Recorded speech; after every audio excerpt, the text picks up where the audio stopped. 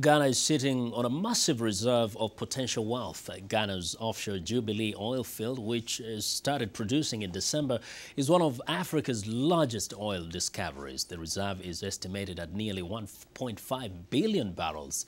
This, of course, should be good news for Ghanaians. VOA's Todd Grosshans has more. They call it Dutch disease. Oil industry experts say it's when the sudden flood of oil revenues wash over a country, destabilizing its economy, corrupting officials, and widening the gap between rich and poor. Like, for instance, in Nigeria.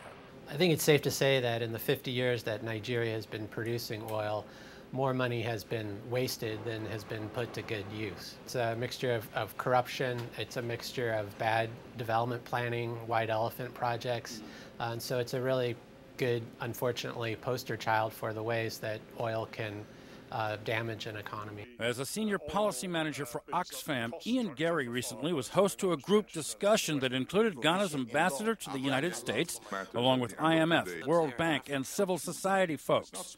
A common concern for all of them is the question of whether Ghana's dealings with private foreign oil companies will be transparent, with the details available for public perusal. There is no contract disclosures in Ghana. Petroleum contracts are not disclosed. We do not have open and competitive bidding for oil concessions.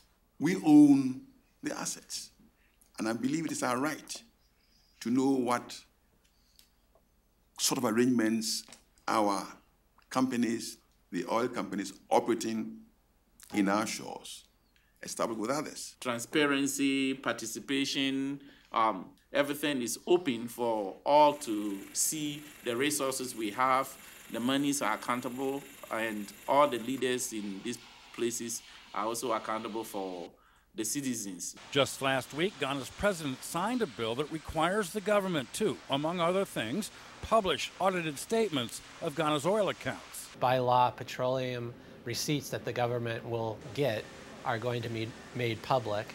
The savings funds that they're establishing, all of those accounts will be made public. So it's really creating a foundation for transparency that Ghana can build on. But Gary says civil society groups still have major concerns. The new law has no requirement to disclose contracts, appoint an independent regulator, or establish meaningful environmental regulations. If and when all these concerns are eventually met, observers say there's still major worry over just how many young Ghanaians will find work in their country's new oil industry. The skills required for the oil industry is nowhere found within the communities. The kind of businesses that people are managing today in Ghana, the standards within those businesses are not the type that can fit into the oil industry. But if Ghana does become one of the world's successful oil producers, the value of Ghanaian money may increase, potentially damaging Ghana's other major export commodities. For example, Ghana is a big producer of cocoa. Is Ghana's cocoa going to become relatively more expensive as a result of the oil boom and less competitive on the international market?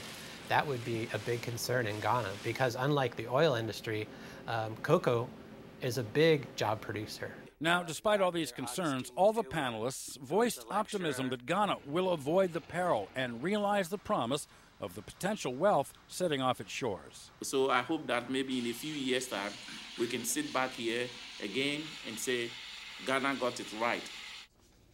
That was Voice of America's Todd Grosshans reporting.